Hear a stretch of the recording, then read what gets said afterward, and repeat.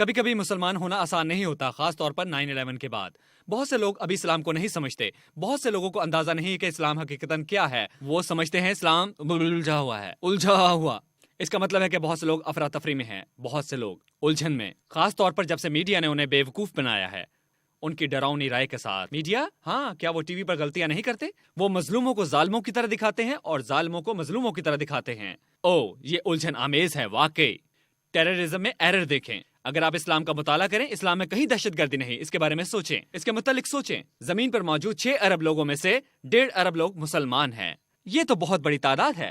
تو اگر یہ دہشت گرد ہوتے تو انسانوں میں سے ہر دوسرا شخص کوئی نہ کوئی پرتشدد عمل کر رہا ہوتا، لیکن یہ حقیقت نہیں ہے کیونکہ اسلام دہشت گردی کی تعلیم نہیں دیتا۔ خود سوچیں، آخری مرتبہ آپ نے ٹی وی شوز میں مسلمانوں کو دہشت گرد کتنا پایا؟ جیسے دنیا کا جنگلی ترین پولیس تعاقب، امریکہ کا سب سے بڑا مطلوب، پولیس کے چھاپے۔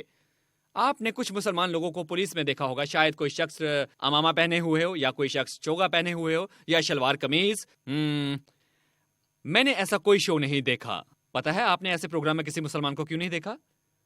کوئی ایک بھی نہیں، کیونکہ اسلام دہشت گردی کی تعلیم نہیں دیتا۔ جی بالکل، مگر تمام ڈراؤنی ویڈیوز کا کیا جو ٹی وی پر دکھاتے ہیں؟ آپ کو ہمیشہ ہر گروہ میں اچھے اور برے لوگ دونوں ملتے ہیں۔ بات یہ ہے کہ اگر آپ اسلام سیکھنا چاہتے ہیں، جائیں اور اسلام پڑھیں، مسلمانوں کو مت پڑھیں۔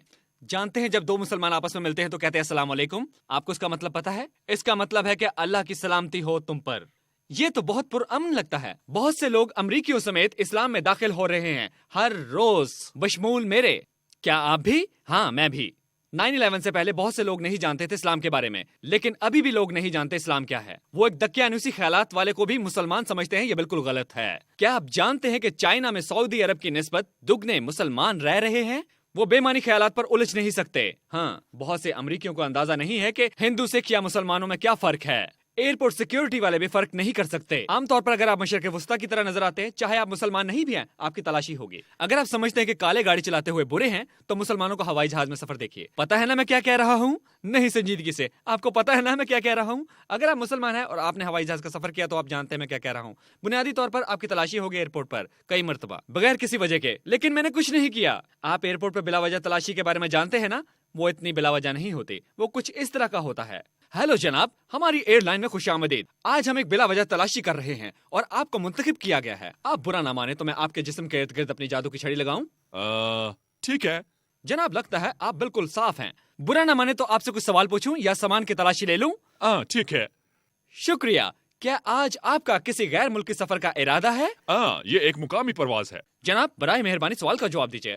نہیں۔ کیا آج آپ کسی دہشت گرد ملک میں جا رہے ہیں؟ شاید یہ پرواز لاس اینجلس سے شکاگو جا رہی ہے، تو میرا ایسا…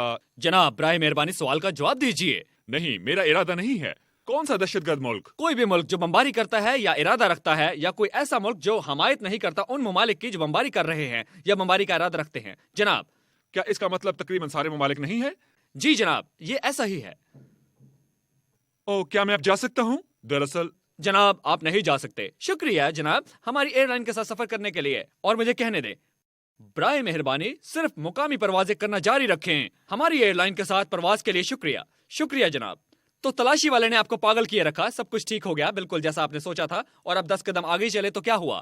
اگلا سیکیورٹی گارڈ محافظ آپ کو روکے گا۔ ہیلو جناب، ہم آج بلا وجہ تلاشی لے رہے ہیں اور آپ کو… آگے میں بتاتا ہوں آپ کو، مجھے بلا وجہ چنا گیا ہے۔ یہ بالکل ٹھیک ہے جناب، یہ درست ہے۔ آپ برا نہ مانے تو میں اپنی جادو کی چھڑی سے آپ کی تلاشی لوں؟ کبھی کبھی مجھے لگتا ہے کہ یہ تلاشیاں اتنی بلا وجہ نہیں ہوتی، ہر کسی کو پریشان کرنے کی وجہ سے، اور سیکیورٹی کو جو کہ کسی کو بھی مزید تحفظ ہونے کا احساس نہیں دیتی، یہ صرف دماغی خلل کا باعث بنتی ہے۔ تو اگر آپ ایئرپورٹ پر ہوں تو عجیب حرکتیں مت کریں۔ آپ ہر کسی کی پرواز میں تاخیر کی وجہ بنیں گے، تو کچھ مشورے سنیں۔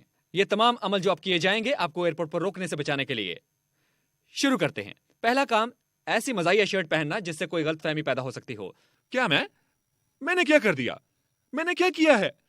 دوسرا کام، اپنے کھانے کے حلال ہونے کے بارے میں ایئر لائن والوں سے گرم گرم بحث۔ دیکھیں، میں جانتا ہوں کہ یہ کھانا حلال ہے۔ کیا آپ کے جہاز میں کھانا حلال ہے؟ میں چاہتا… دیکھیں، میں نے حلال کھانا منگوایا تھا جہاز میں۔ آپ نے کہا یہ حلال ہے، یہ حلال نہیں لگ رہا۔ کیا یہ حلال ہے؟ کیا یہ گوشت حلال ہے؟ یہاں کون ذبح کرتا ہے؟ میں جاننا چاہتا ہوں، پلیز مجھے بتائیں اس کا نام کیا ہے۔ کیا وہ ہاتھ سے ذبح کرتا ہے یا برقی طریقے سے؟ پلیز مجھے اس کا نام بتائیں۔ ہاں، وہ یہاں نہیں ہے تو وہ کہاں ہے؟ کیا وہ صرف ذبح کرنے کے لیے آتا ہے؟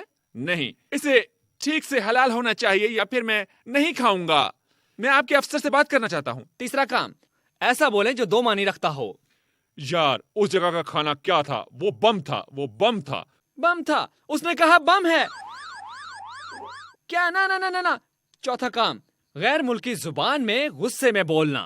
میخوام آیدی میگم آیدی چیه دیوونم کردی اومدم بسه اومدم یه جا برم تا اینجا تا اونجا ولمون نمیکنی میگی تیکیت میخوام آیدی میخوام چیز میخوام پاسپورت میخوام برو بابا تو پلیز عجیب و غریب حرکات مت کریں. آئیے اس طریقے کو تبدیل کریں جس طریقے سے لوگ اسلام کا ادراک کرتے ہیں، اور واحد طریقہ جس سے ہم یہ کر سکتے ہیں وہ ہے اچھی مثال بنیں. اللہ سے دعا کریں کہ ہمیں طاقت اور برداشت عطا کرے تاکہ ہم اپنے ارد گرد کے لیے اچھی مثال قائم کریں.